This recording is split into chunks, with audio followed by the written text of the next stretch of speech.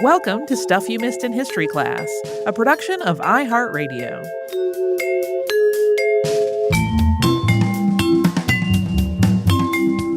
Hello and welcome to the podcast. I'm Holly Fry. And I'm Tracy V. Wilson. Okay, Tracy, there have always been situations where people have been in need of immediate medical care. Yep. That's just part of being a human. And we spoke recently in an episode about how military needs during wartime have driven a lot of innovation in emergency medicine. But of course, civilians need emergency care as well. And our current pandemic has brought the focus onto the medical care providers who are often doing far more than seems humanly possible to take care of their patients. And as I continued to see headlines specifically about how to know when to seek emergency care during this time, it made me want to talk about some of the really big moments in emergency medicine as a developing field, because it's actually still a baby. It's a fairly new area in medicine. And also, we want to make sure that in the interest of expectations management, we let everybody know that this is primarily looking at emergency care in the U.S. We briefly mentioned developments in other countries, just here and there. But that's about it. And even narrowed down mostly to one country. It is still a two-parter, and it is still nowhere near comprehensive. There are entire books written about the history of emergency care just in the U.S. But I wanted to talk about it and kind of honor the people that do it. So what we're going to do here is cover some of the key areas and developments in its relatively short history. So in this first episode, we're going to talk about early emergency response services and a little bit of CPR history and the advent of the emergency care specialty for physicians. And then in the next episode, we're going to cover an important white paper that served as a turning point for emergency medicine.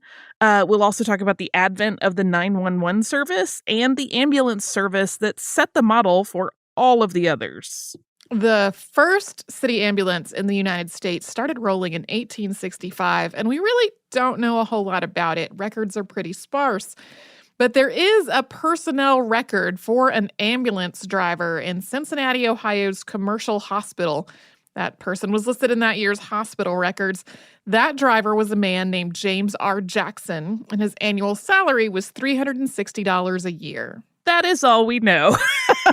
And because of the scarcity of documentation for whatever that program was in Cincinnati, the ambulance that's more commonly cited as the first city ambulance was in New York City.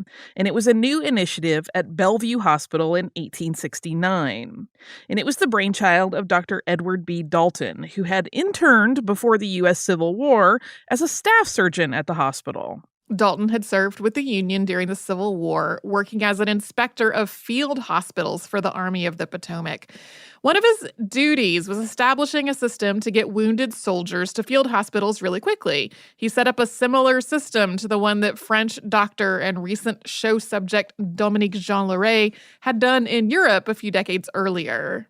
And when the war ended, Dalton was back in New York, and then he applied his experience in transporting soldiers to creating a similar service for the civilian population there.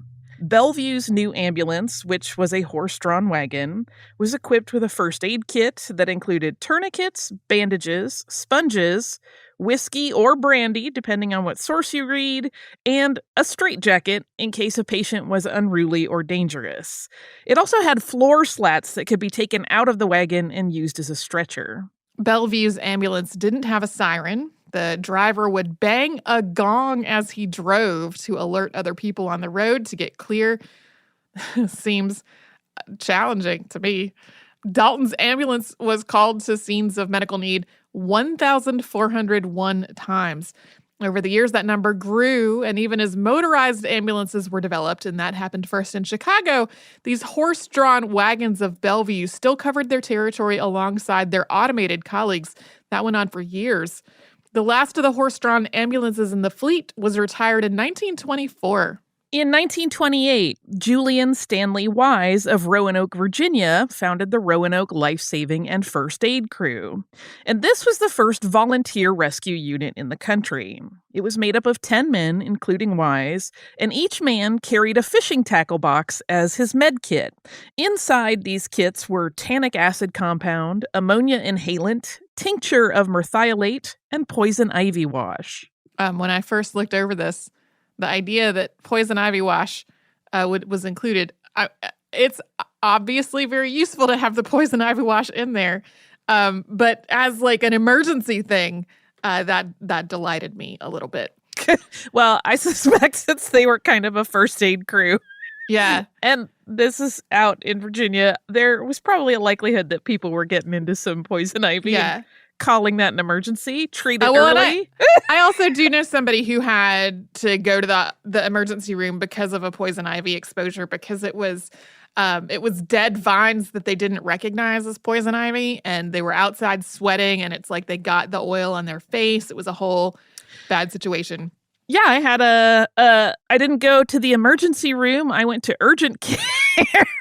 I had never been allergic to poison ivy until I came into contact with it at the same time that I had a tattoo that was healing, and my body was like, this is too much. And I kind of dealt with the rash, and then one morning we were actually on vacation, and I woke up and my entire face was swollen, and I was like, goodness. Get in the car and let's start making calls.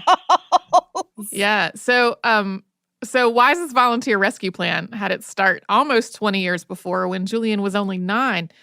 He witnessed a canoeing accident that resulted in 2 people drowning because the current was quickly carrying these canoeists away from the small amount of help that bystanders were trying to offer. They were basically trying to extend tree branches out there. The event, he would later say, left an impression on him that just gave him a determination that he carried for the rest of his life. Quote, right then I resolved that I was going to become a lifesaver. Never again would I watch a man die when he could be saved. And as a young man in his 20s, Wise had taken a job at the Norfolk and Western Railroad. He was working as a clerk, and he recruited his fellow volunteer rescuers from his coworkers there at the railroad. And they actually operated their little setup out of the railroad offices, and they used the phone number of the railroad's head clerk, Harry Avis, as their contact number. So when Harry got an emergency call, he would then relay that info to the rest of the crew, and then they would spring into action. This was not a huge success initially.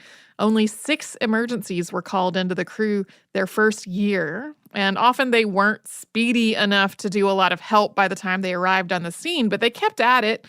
They kept improving, driven by Wise's ethos of, quote, save seconds and you have a better chance of saving a life. The crew gained national attention in 1931 when they revived a 16-year-old boy after responding to a drowning call. Yeah, they became headline news. And that brings us to the topic of resuscitation. But before we get into that, which we are going to do, let's take a little breather of our own, and we will have a sponsor break.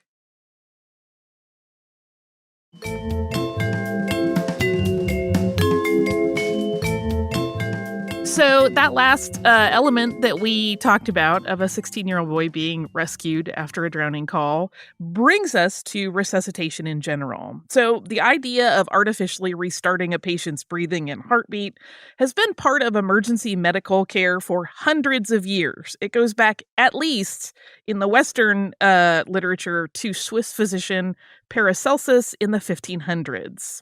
And in those early days, this whole thing was done by using a bellows to pump air into the unconscious person's lungs. They would basically put the end of the bellows in their mouth and then carefully work the bellows. Before that, a common but not super effective approach was to whip an unconscious person in the hopes that it would shock them awake. The earliest Western record of mouth-to-mouth resuscitation being used dates back to 1732, when Scottish surgeon William Taussig was able to revive a coal miner. 8 years later, the French Académie des Sciences issued a recommendation that mouth-to-mouth resuscitation should be used for drowning victims. 4 years later, Scotland's Dr. Taussig wrote a clinical description of the mouth-to-mouth method that he had used in 1732. Yeah, when he initially did that, he was kind of improvising and trying to figure out a way to save this person. And it wasn't until quite some time later that he actually wrote it up as a way that other people could follow. There was enough concern that people were not getting proper resuscitation attention in the late 18th century that in 1774, the Humane Society for the Recovery of Persons Apparently Drowned was formed. This group was established in London at the Chapter Coffee House in St. Paul's Churchyard by Dr. William Hawes and Dr. Thomas Cogan. The pair had invited a number of friends to help establish this society, which was intended to promote techniques of resuscitation. And they did this by giving awards to people who performed life saving acts so they could draw a little attention to it. And that society actually continues to this day, although in 1776, the name was changed simply to the Humane Society, and then it changed again in 1787 to the Royal Humane Society. In the 1850s, two different doctors in London came up with methodologies for resuscitation having to do with repositioning the body. Dr. Marshall Hall wrote up his method in his book, Asphyxia, Its Rationale, and Its Remedy. Basically, he was encouraging people to roll an unconscious person off their back and onto their side in an effort to eliminate any airway obstructions. And in some cases, rolling farther onto the stomach was recommended. Eventually, Hall refined his technique to include the application of pressure to the chest. 2 years later, Dr. Henry Sylvester developed an idea along a similar line of thinking that repositioning the body could help a person breathe. In Sylvester's method, the patient remained on their back, but their arms were manipulated to try to restart respiration. So first, the arms were raised up over the head so the unconscious person's chest would naturally expand. And then the arms were crossed and placed over the chest to provide pressure to encourage exhalation. In 1859, Dr. Sylvester published his method in the British Medical Journal. He was met with some criticism, primarily that if a patient remained on their back, their tongue could still obstruct the airway. Just the same, this method was widely touted for decades. It was published as a recommended resuscitation technique in the Handbook Describing Aids for Cases of Injuries or Sudden Illness. That was written by Surgeon Major Peter Shepherd of the training organization St. John Ambulance in 1878, and it remained in every subsequent printing of that handbook until 1972. There were other resuscitation methods being tested during the late 1800s, including chest compression, which was tested on cats in Germany in 1878. By 1891, chest compression used alongside ventilation had saved the lives of 2 human patients in Germany.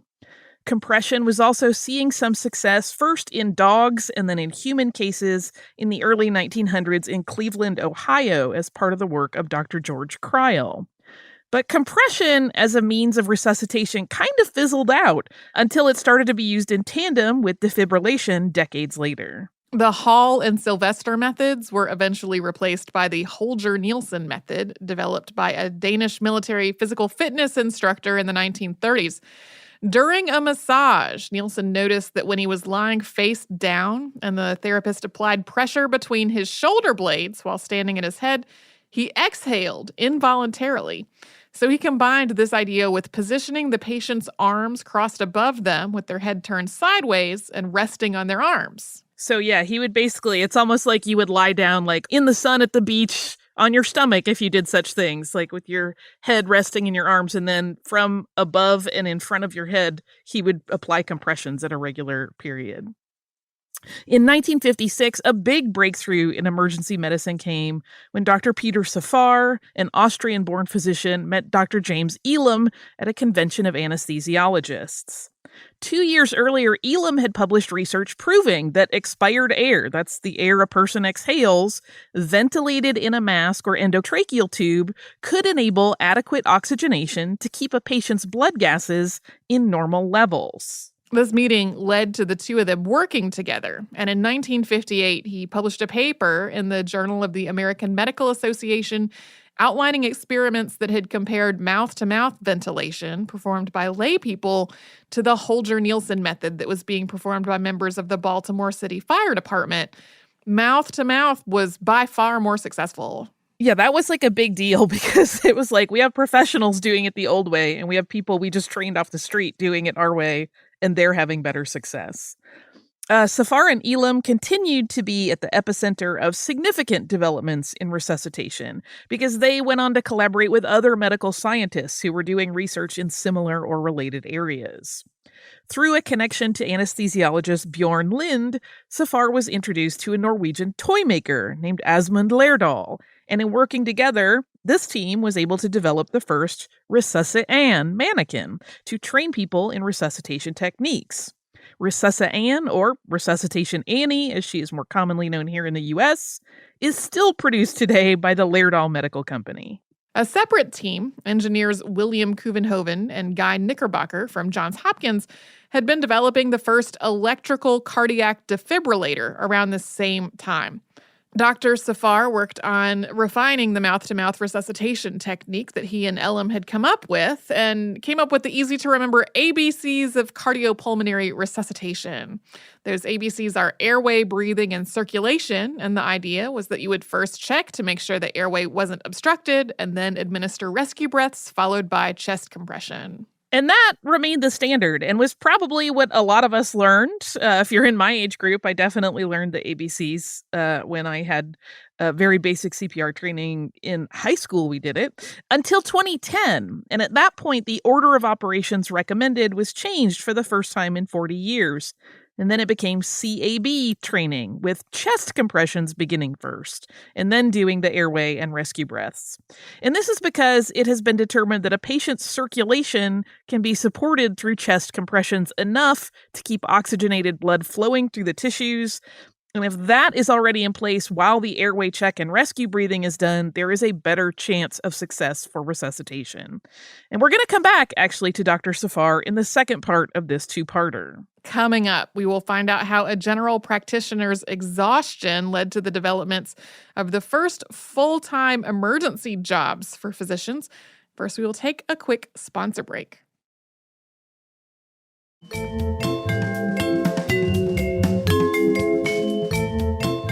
In 1961, the idea of doctors who were specifically focused on emergency medicine as their job, rather than it being a shift on a rotation for a doctor who normally had other patients and duties, manifested in the work of Dr. James Mills Jr. Mills was a general practitioner in Alexandria, Virginia, who was the president-elect of the medical staff at Alexandria Hospital. And the Alexandria Hospital's emergency department was really in a state of crisis, a crisis that Mills was tasked with fixing.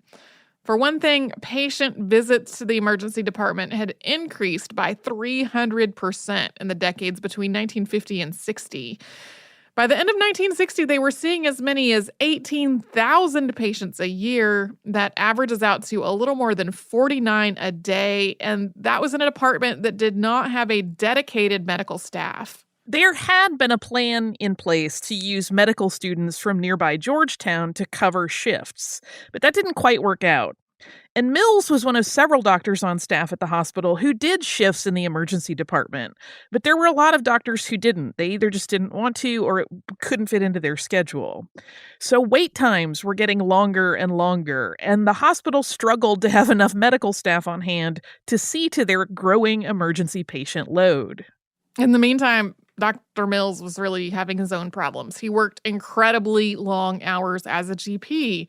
In an interview that he gave in 1965, he said, quote, "One night I came home after 1 a.m. from working a day that had started that morning at 7. I remember thinking that as a chronically tired and overworked GP, I wasn't being fair to myself, my family, or my patients. It came to me that in emergency service with regular hours, I would be able to practice much better medicine. If I could get 3 other good men to join me, we'd have a team that could provide top-notch treatment." And his idea in that moment invented emergency medicine specialization.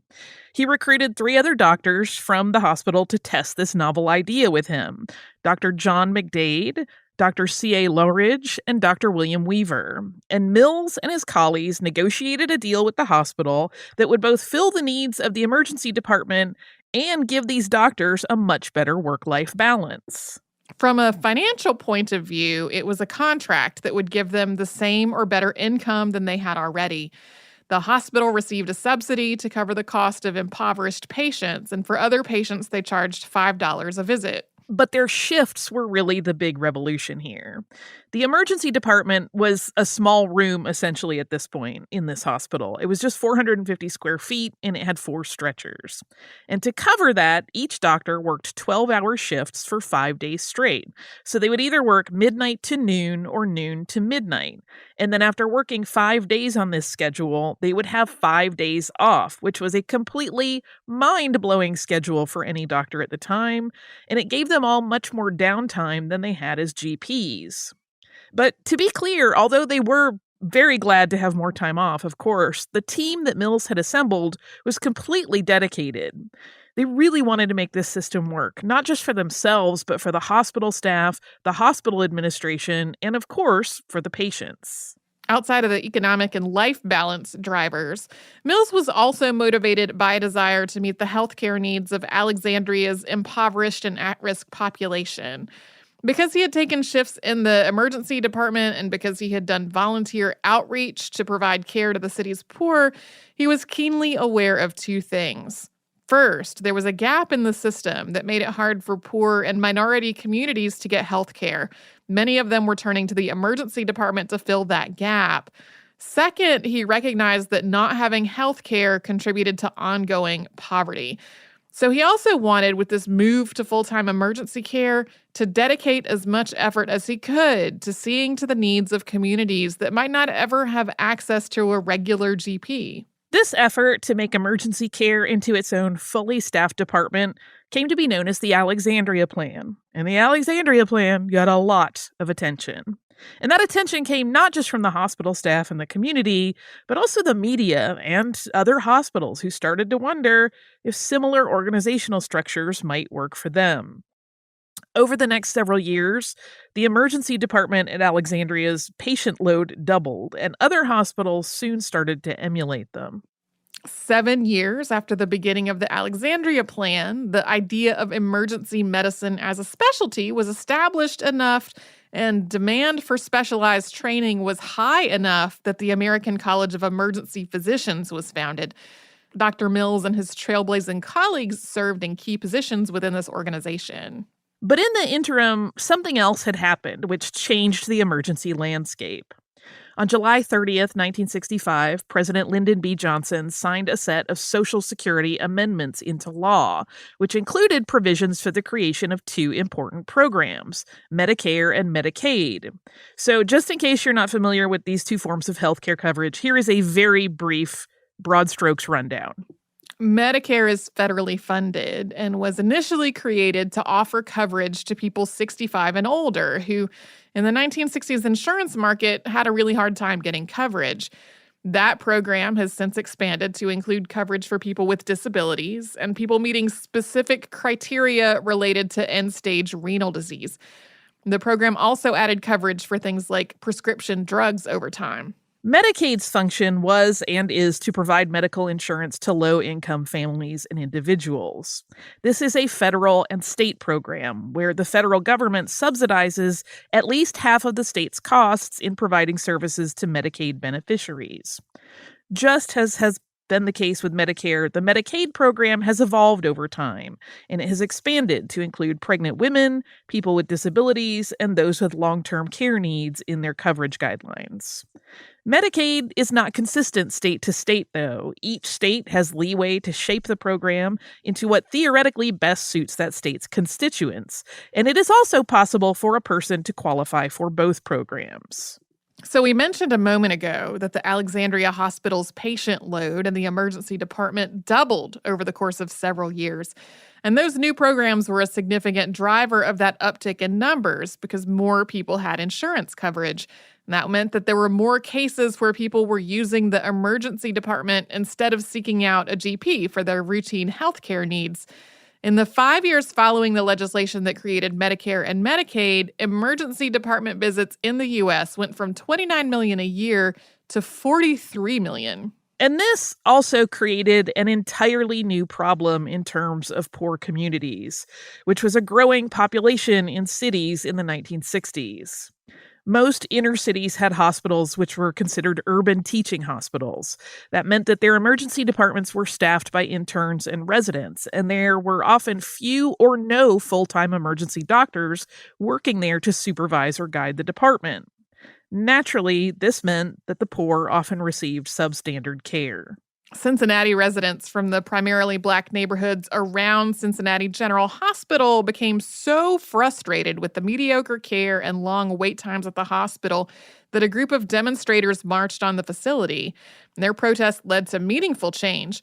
To fill the gap in dedicated emergency physicians in the city, the University of Cincinnati started the country's first emergency medicine residency training program. When the program began in 1970, it had only one resident, but it quickly grew. And other cities around the country that had similarly left teaching hospital emergency departments without dedicated full-time physicians also began partnering with their local universities to offer similar programs. Even so, it took almost a full decade for emergency medicine to be recognized as a board-certified specialty by the American Board of Medical Specialties. And that is where we will leave this off for today. Next time, we will kick off by talking about a paper that addressed all the problems in emergency medical care in the U.S. as the need for that care was on the rise. I have, instead of listener mail today, a plea, sort of. It's not really a plea. It is a request that was put out by the Atlanta History Center. And I saw it, and I think it's a really cool idea because it enables our listeners, particularly if they are in the Atlanta area, to take part in documenting history. They posted a blog at the History Center on the 7th of this month. That's April 2020. And they are asking for people, because they recognize that we are living through a very unique time. So they are asking for people, particularly Atlanta residents, to send them documentation of how they are living and what is going on. They have an online donation form. And if you are interested in participating, they're like, you can do this with photo, video, social media posts, your grocery list, lesson plans if you're a teacher, letters, etc., that you can share with them so they will make an archive of what we are living through, which is so cool. If you want information on this, you can go to atlantahistorycenter.com/blog/coronavirus-collective, or you can just go to Atlanta History Center. And if you just do a search for Corona Collective, it comes up. I just think it's a really cool thing. Atlanta is in a weird place. This won't air for a little bit, but our restrictions on what businesses can be open have just been shifted to opening a lot of things a little earlier than anybody anticipated. I hope everybody is still staying very safe. And I really, really hope that they take advantage of this opportunity, if you live in Atlanta, to contribute and make your voice part of this ongoing record. They have some specific things that they would love answered from different parts of the community, like if you work in a medical profession or if you're a local business owner, et cetera. And that's all in that blog post I referenced. I hope that everybody goes and participates in this from the Atlanta area. If you're not from the Atlanta area, it's worth taking a look at, just to think about the kinds of things you're doing in your day-to-day life that might seem mundane or everyday, but are important to document, and see if there is a similar program in your area. So again, that's at the atlantahistorycenter.com. There's no "the" in that. It's just atlantahistorycenter.com. And you can go to their blog and look for it, or you can do a search for Corona Collective. It's a super cool program. If you would like to write to us, you can do so at historypodcast@iHeartRadio.com. You can also find us everywhere on social media as Missed in History. And if you would like to subscribe to the show, we would like that too. You can do that on the iHeartRadio app, at Apple Podcasts, or wherever it is you listen.